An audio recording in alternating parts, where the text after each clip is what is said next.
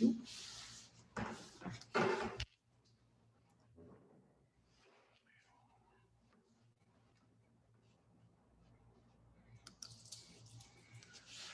Buenas tardes para todos. Soy el doctor César Virgen Ortega, médico pediatra, y voy a hablar del error médico. ¿Cómo podemos definir el error médico? El error médico es el daño provocado al paciente por la acción u omisión del médico al ejercer su profesión y sin cometerlo intencionalmente, o bien la conducta clínica incorrecta en la práctica médica como consecuencia de la decisión de aplicar un criterio equivocado del cual se deriva la obligación de responder por los daños ocasionados. Recordemos que nosotros somos profesionistas de buena fe. Nunca actuaremos con dolo. Los errores son por equivocación de otro tipo. Todos recordamos esto. Yo marché en Villahermosa, Tabasco, cuando hubo la Marcha Nacional de Todos Somos Médicos 17, que hasta el último que me enteré habían sido exonerados, pero la justicia mexicana tiene muchas largas y los procesos se alargan. Y otra definición del error médico es como el acto no intencionado por omisión o comisión que es inadecuado para el efecto o resultado que se pretende. Por omisión o comisión, informo, nunca hay dolo, nosotros no actuamos dolosamente. El que actúe dolosamente, entonces ya es otro tipo de delito. El error médico es conocido desde hace muchos años, ya en el Código de Hammurabi, 4000 años antes de Cristo, en las páginas 218 a 220, se manifiestan los conocimientos que la sociedad civil utilizaba en la antigua Mesopotamia para defenderse frente a los supuestos errores, temeridades y negligencias de los médicos. Y si se ponía que a veces les cortaban la mano, se habían hecho mal una cirugía de ojo, otro tipo de cirugía, o lo que nosotros llamamos el ojo por ojo, diente por diente, esos castigos se aplicaban ya en esa época en el Código de Hammurabi.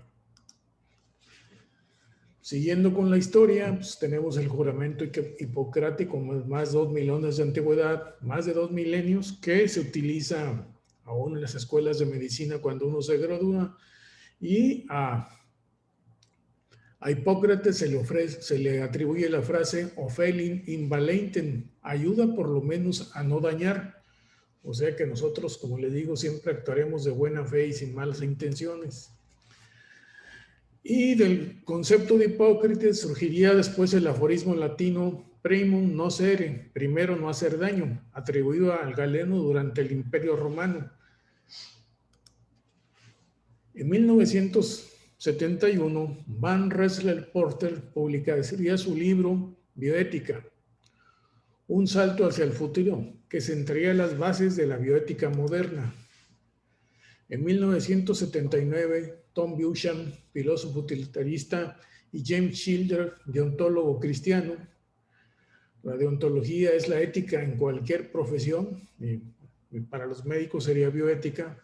Profesores de la Universidad Georgetown publicaron la primera edición de lo que llamaríamos Principios de Bioética Biomédica, formulando los 4 principios básicos que pues, son los que llevamos hasta el momento: autonomía, beneficencia, no maleficencia y justicia, que no se limitan a la investigación médica como unos piensan, sino a toda la actividad biomédica.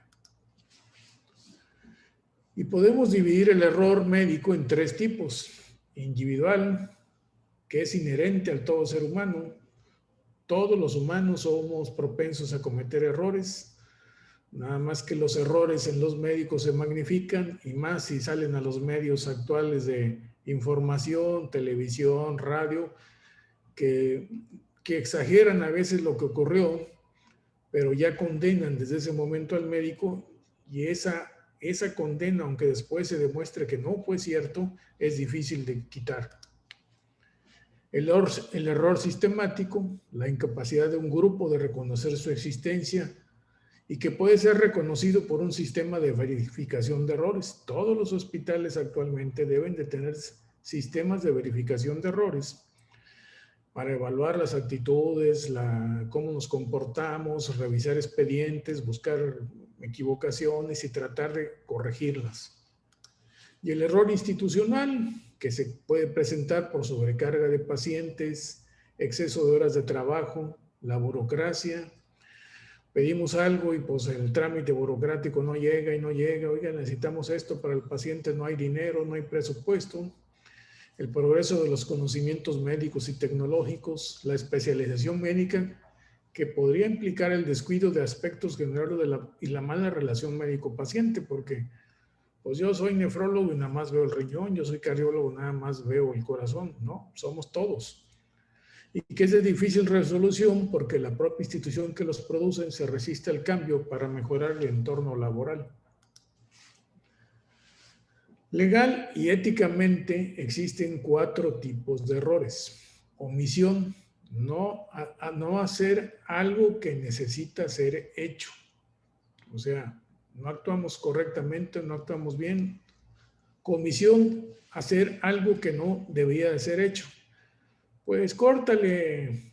Frecuentemente cuando los cirujanos de adultos operan niños, encuentran alguna lesión y dicen, pues la apéndice está sana, pero quítasela, porque se puede contaminar.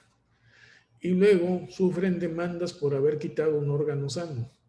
Entonces, no se debe hacer algo de más. Resolver lo que se tiene que resolver, pero no hacer de más ni de menos. Secuencia, hacer las cosas correctas, pero en el orden equivocado. Pues a lo mejor pedimos unos estudios de laboratorio, no damos el seguimiento, no los compaginamos con el cuadro clínico y vamos a llegar a un diagnóstico equivocado y probablemente a un manejo equivocado. Y previsión, no hacer algo fuera de lo tolerablemente adecuado. Si vas a operar a un paciente que probablemente va a sangrar durante la cirugía o un paciente que tiene algún tipo de alteración, tienes que tener pedida sangre porque si la pides después de que ya está sangrando, pues el problema ya se vuelve más difícil de controlar. Y recuerden, las soluciones, para controlar el sangrado, pues lo único que la controla al final, bueno, con lo que podemos mejorar un sangrado es con sangre total, porque lo único que transporta oxígeno a la célula es el eritrocito. Las soluciones no lo hacen, nada más reponen volumen, pero no llevan oxígeno a la célula. En México, los abogados mexicanos y a los médicos mexicanos y a los medios mexicanos nos gusta utilizar mucho el término negligencia, que es el incumplimiento de los elementales principios de la profesión. Esto es, sabiendo lo que se debe hacer, no se hace. O a la inversa, que sabiendo lo que no se debe de hacer, se hace, por lo que generalmente ocurre por omisión. Por ejemplo, el abandono del enfermo o negarse a atender un paciente en caso de emergencia. Ahorita que estamos en la epidemia del COVID, muchos médicos a veces no quieren atender pacientes porque no saben si tiene COVID o no. Pero si tú estás en tu consultorio o en tu hospital, pues tendrás que tomar todas las medidas preventivas para no enfermarte de COVID, pero lo tienes que atender si es una urgencia, porque si no, te pueden acusar de negligencia. Imprudencia, que es afrontar un riesgo sin haber tomado las debidas precauciones para evitarlo, procediendo con apresuramiento innecesario, sin detenerse a pensar en los inconvenientes que resultarán de esa acción u omisión. Es decir, consiste en hacer lo que no debería ser hecho, como les decía, hacer de más o a veces hacer de menos. Por ejemplo, olvidar instrumental en la cavidad abdominal después de una cirugía o transmitir enfermedades infecciosas por falta de asepsia antes de una cirugía o algún procedimiento. Los pediatras y los que hemos trabajado mucho en neonatología, pues a veces poníamos sellos de agua, entonces hay que pasar una buena asepsia, antisepsia, prepararnos y vestirnos nosotros correctamente para hacer cualquier procedimiento.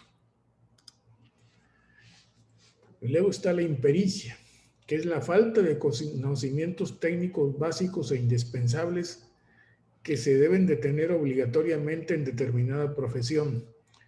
Es hacer mal lo que debía hacerse bien, o tal vez no saberlo hacer. Por ejemplo, solicitar laboratorios incompletos a un paciente que va a ser operado y que luego resulta que falta esto, falta aquello, teníamos que haberle cruzado sangre o qué tipo de sangre tenía, Entonces, eso es impericia. En los Estados Unidos se utiliza mucho este término, mala praxis o mal praxis.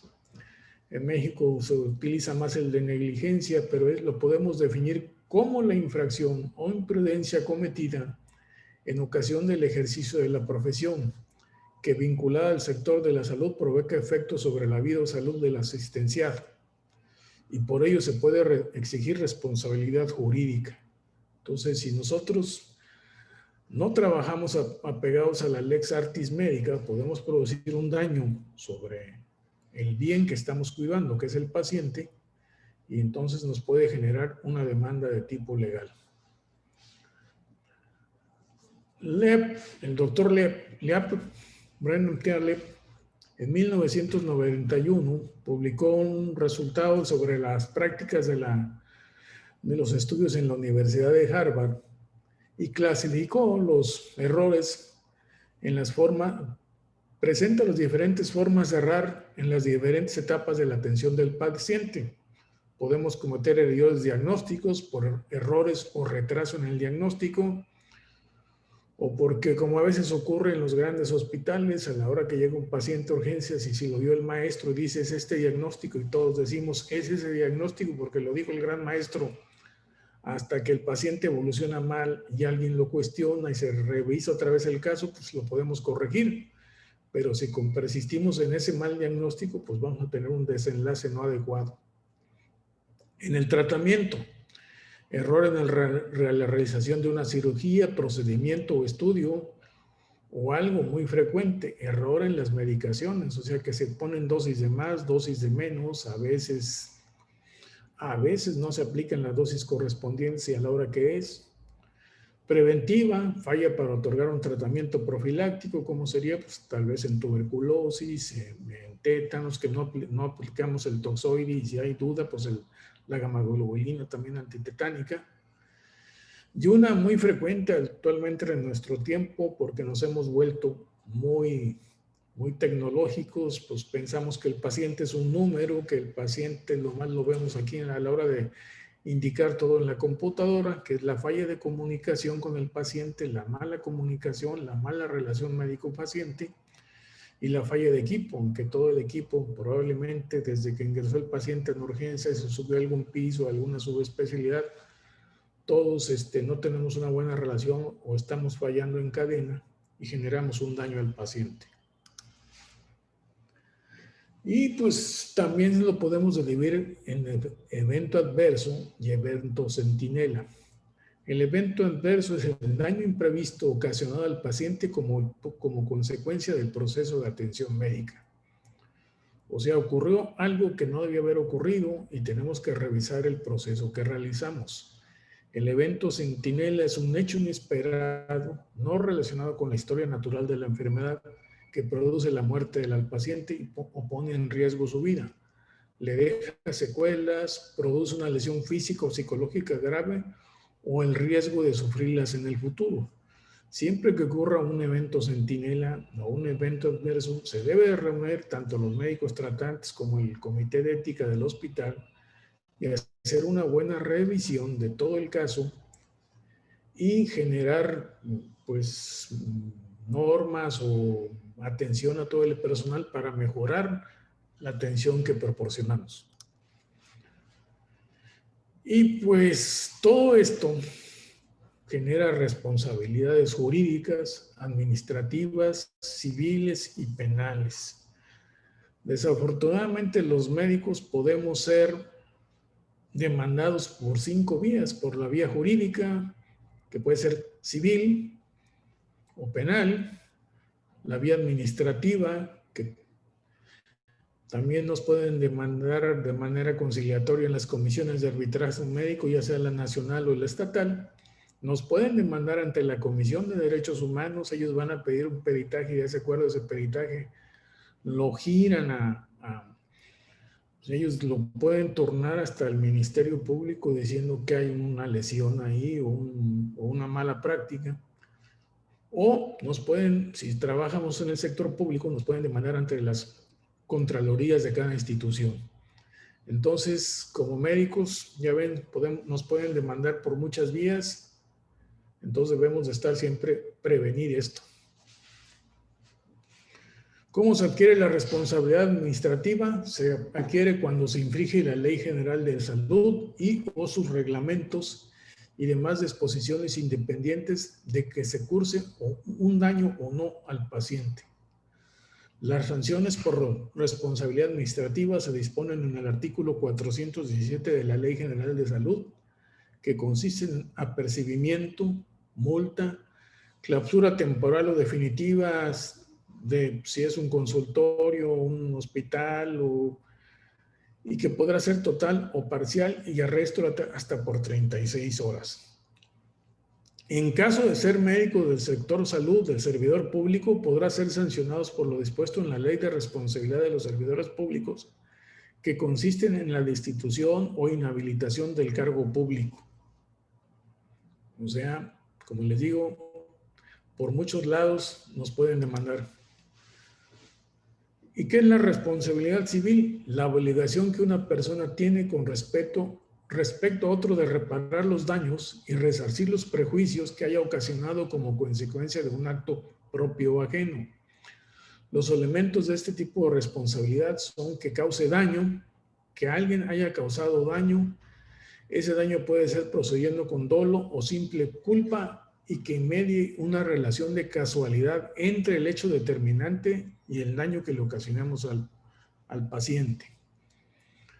Como siempre digo, los médicos no actuamos con dolo. Si actuamos con dolo ya es un delito más serio. La mayoría de nuestros delitos son por omisión o así, pero no hay dolo. O sea, son culposos, nunca son dolosos. Pero los abogados dicen que la responsabilidad civil va por tu patrimonio y que la responsabilidad penal va por tu libertad. No es así. La responsabilidad penal surge del interés del Estado y de los particulares interesados en sostener la armonía jurídica y el orden público, por lo que las sanciones son impuestas por el Código Penal y son prisión, reclusión, multa e inhabilitación.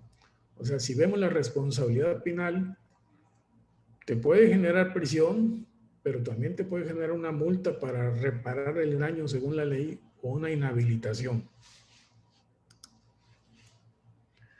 La responsabilidad penal de todos los profesionistas está en el artículo 228 del Código Penal Federal, el cual dice: los profesionistas, artistas o técnicos y sus auxiliares serán responsables de los delitos que cometan en el ejercicio de su profesión en los términos siguientes y sin perjuicio de las prevenciones contenidas en la Ley General de Salud o en otras normas sobre el ejercicio de la profesional en su caso. Además de las sanciones fijadas por los delitos que resulten consumados, según sean dolosos o culposos, se les aplicará suspensión de 1 mes a 2 años en el ejercicio de la profesión o de definitiva en caso de reincidencia. O sea, si aparte te sentencian que repares el daño, te dicen 2 años de cárcel que van a ser en libertad, pero te pueden poner una suspensión de 30, 60, 90 días y en caso de reincidencia te pueden suspender tu cédula profesional. Y los médicos o el personal médico estarán obligados a la reparación del daño por sus actos propios y por los de sus auxiliares cuando estos obren de acuerdo con las instrucciones de aquellos. Recordemos, sobre todo los que hemos tenido residentes internos, que le podremos dar una orden, pero hay que verificar que se cumpla y darles adecuado seguimiento. No que doy la orden, dejo abandonado al paciente y si hay algún accidente, el responsable no va a ser el interno, vamos a ser nosotros.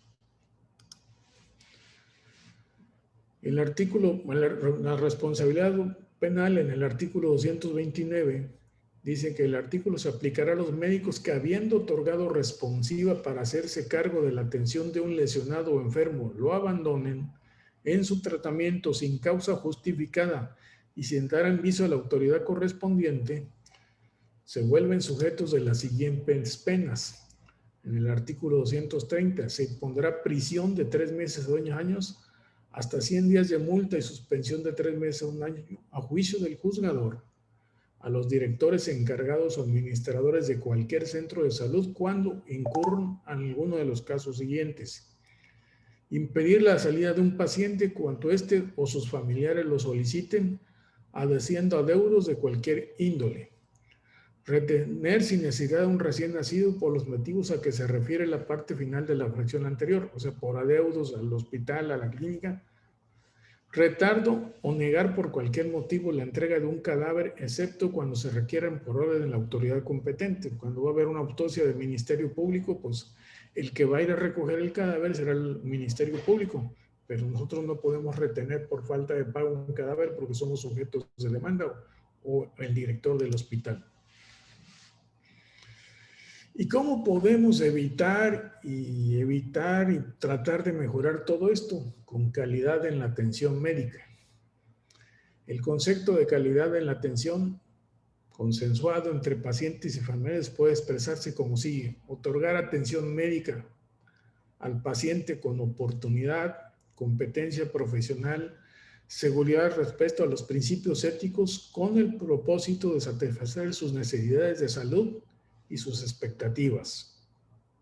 O sea, tenemos que dar una atención adecuada, profesional, capacitada, competente, respetando los principios éticos y tratando de satisfacer en lo más posible y recuperar su salud.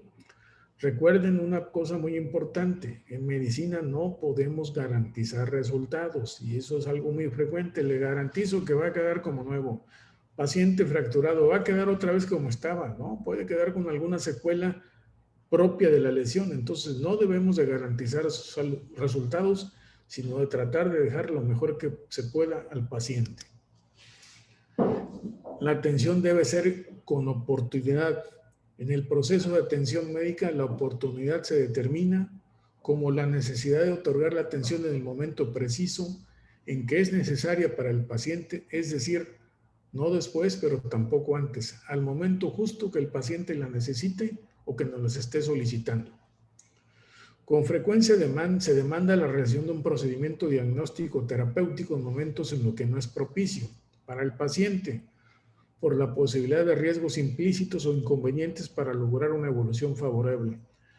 Pues primero tenemos que estabilizar un paciente que nos llegue con una lesión cerebral al cerebro antes de tomar la TAC para determinar la conducta a seguir, pero primero estabilizar todo y ya después realizar la TAC para ver el tipo de lesión y si vamos a requerir la intervención de un neurocirujano o algún otro tipo de intervención. Todos tenemos que tener competencia profesional. Para estar en condiciones de evaluar la competencia profesional en la práctica médica, esta debe ser analizada con base en las necesidades de salud particulares de cada paciente. En este sentido, incluye 4 elementos que la constituyen: la calidad científica técnica del médico, o sea, que el médico esté bien preparado en su arte; sus habilidades y destrezas, que tenga habilidad y destreza para hacer procedimientos y tomar determinaciones; la experiencia, que solo nos la irá dando el tiempo y el estar ejerciendo la medicina; y su actitud al otorgar la atención a un paciente determinado. Porque si desde el primer momento chocamos con el paciente o tenemos conflictos con los familiares, puede generar una mala relación médico-paciente y a lo mejor tu atención sea adecuada, pero va a haber una mala relación y puedes sufrir una queja o demanda. Calidad técnico-científica. Todos tenemos que tener calidad técnico-científica o científico-técnica, y esta se refiere a la disponibilidad y capacidad para la aplicación de los conocimientos médicos vigentes por el profesional de la salud en el paciente que está atendiendo. Acuérdense que siempre tenemos que estar actualizados, que hayamos, recibir educación médica continua, continuar leyendo, estudiando, más la experiencia que nos va generando la práctica para poder dar una buena atención de calidad. Como elementos que avalan estos conocimientos se tiene la comprobación documental, o sea, haber cursado los estudios profesionales correspondientes, mantenerse actualizados de los mismos a través de la certificación de conocimientos por los consejos de la especialidad, así como la participación en programas de actualización y capacitación continuas. Si ustedes últimamente ya vieron que se creó una especialidad que se llama medicina estética, pero no son cirujanos plásticos. Y están generando muchas controversias y demandas y no son cirujanos plásticos. Entonces hay que tener capacidad para hacer ciertos procedimientos y haber tomado los estudios y la carrera adecuada. Las habilidades quirúrgicas para llevar a cabo un procedimiento determinado se derivan invariablemente de un proceso de especialización formal conforme a un programa desarrollado en forma progresiva que nos permite desarrollar hasta alcanzar la madurez mediante la observación, la ayudantía para realizarla, su realización bajo supervisión y evaluación de los resultados de su práctica en forma independiente. ¿Se acuerdan? Si vas a ser un cirujano pediatra, primero haces pediatría y luego vas a hacer, pues probablemente primero seas ayudante el primer año del cirujano pediatra, luego te van soltando las manos, como se dice, hasta que ya tú operas bajo su supervisión y ya en forma después, pues tú serás el que tome las decisiones. Cuando este proceso se hubiera completado, podrá decirse que un cirujano cuenta con la pericia necesaria para su realización. O sea, ya tenemos la experiencia y la práctica y la podemos llevar a cabo. Y la experiencia, que es un elemento que no se enseña, se aprende a través de la práctica cotidiana, enfrentándose a situaciones diferentes y dependientes de cada paciente, que permiten al cirujano o al médico desarrollar alternativas de solución que conducen a la creación de un acervo de experiencias diferentes que nos van a permitir tomar decisiones con un mejor criterio y por lo tanto con mayor competencia. O sea, si hemos estudiado lo suficiente, si nos mantenemos actualizados y constantemente nos enfrentamos a retos, pues nos vamos a volver más competentes y vamos a tomar mejores decisiones para el bien del paciente. Hacerlo todo con seguridad. Es necesario tener en cuenta que al establecerse una relación médico-paciente se genera un compromiso moral en forma bilateral. Yo te voy a atender, te voy a recomendar lo mejor, pero tu paciente también tienes que llevar a cabo mis indicaciones y sobre todo pues en pacientes adultos, diabéticos, hipertensos, donde le decimos que cambien su vida, el tipo de dieta y si no quieren realizar eso, pues por más pastillas o tratamientos o que les demos, pues no van a mejorar. Que debe conducir al médico a ofrecer una atención médica con competencia profesional y al paciente participar en forma activa y armónica con su médico en la satisfacción de sus necesidades de salud. Recordar que si el compromiso es moral, no es suficiente. ¿Sí? Siempre tendremos, aparte del compromiso moral con el paciente, un compromiso legal que obliga al médico a cumplir con los estándares de calidad establecidos por las diferentes leyes. ¿Y qué podemos empezar a concluir de todo esto que les he platicado? Que se deben propiciar ambientes laborales donde se reflexione sobre la experiencia cotidiana, donde la autocrítica sea una actitud para la vida, el bien hacer de los médicos se convierta en un valor fundamental, en algo potencialmente posible. Pues nos debíamos de reunir y así como aquel libro cuando yo era interno que existía jornada de errores médicos, pues juntarnos y ver en dónde hemos fallado, dónde no hemos actuado bien, dónde no hemos tenido relación médico-paciente, generar autocrítica entre todos y tratar de mejorar.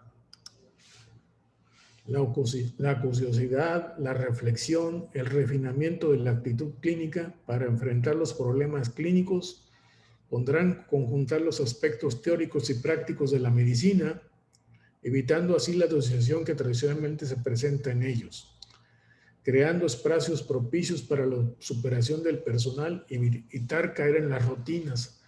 Algo muy frecuente es caer en las rutinas.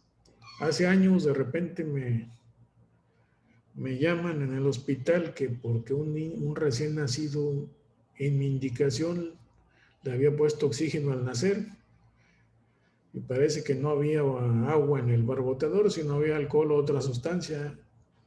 Y la enfermera dijo que pues yo había dicho eso y entonces afortunadamente todas las enfermeras me apoyaron porque dijeron el doctor nunca usa oxígeno en un recién nacido sano.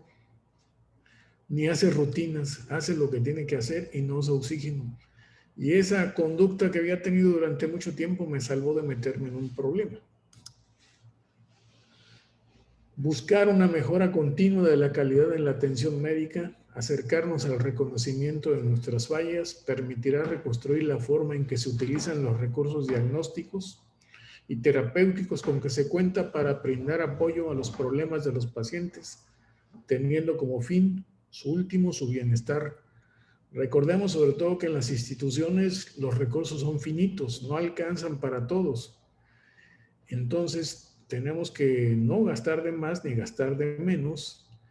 Y a nivel privado, pues todo va a depender del seguro o del bolsillo del paciente para saber hasta dónde va a poder gastar, pero tenemos que cuidar tanto su salud como su bolsa. Muchos pediatras y muchos médicos, porque yo soy pediatra, asocian la bioética a conceptos lejanos, aburridos, relacionados exclusivamente con cuestiones trascendentes y momentos decisivos de la vida, como el aborto, la eutanasia, incluso una agobiante necesidad de saber normas y leyes. Les presenté las más frecuentes y espero que nunca las tengan que usar o estudiar para defenderse. Pero la bioética aporta conocimientos, habilidades y actitudes que mejoran la relación clínica, dando espacio a las preferencias del paciente. Y a esto se le llama beneficencia. Siempre tenemos que ver por el bien del paciente. Como el aforismo latino, primero no hacer daño. Entonces, como médicos, el primer principio, beneficencia, es para todos nuestros pacientes, impulsando su participación en la toma de decisiones, que se llama autonomía, que lo traduciríamos en el concepto del consentimiento informado, que no es que te firmen un papel donde supones tú que te autorizan que hagas todo no.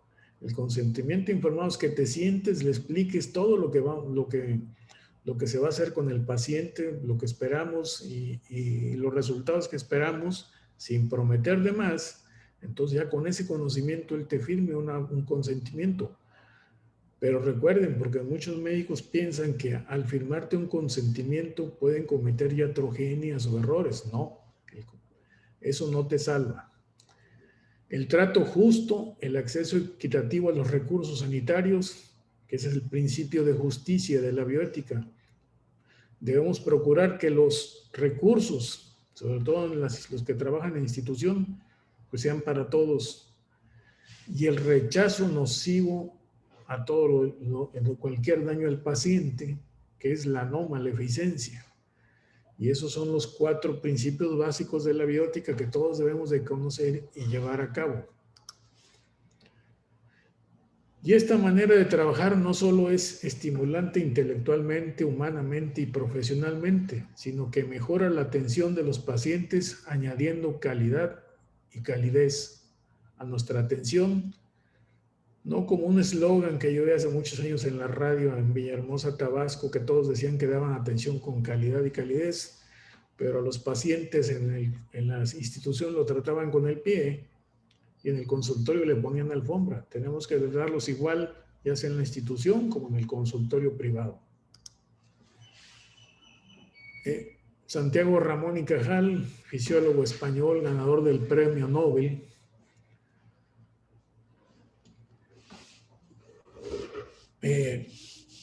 dijo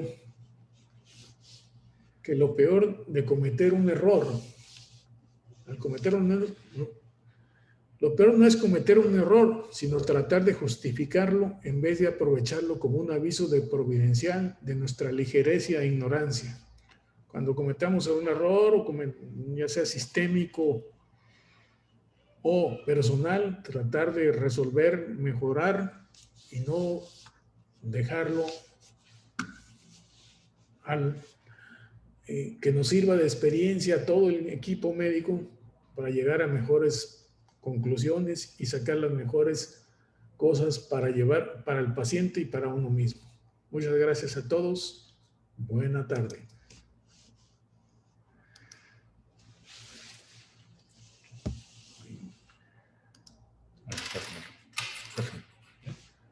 Ahí, salte.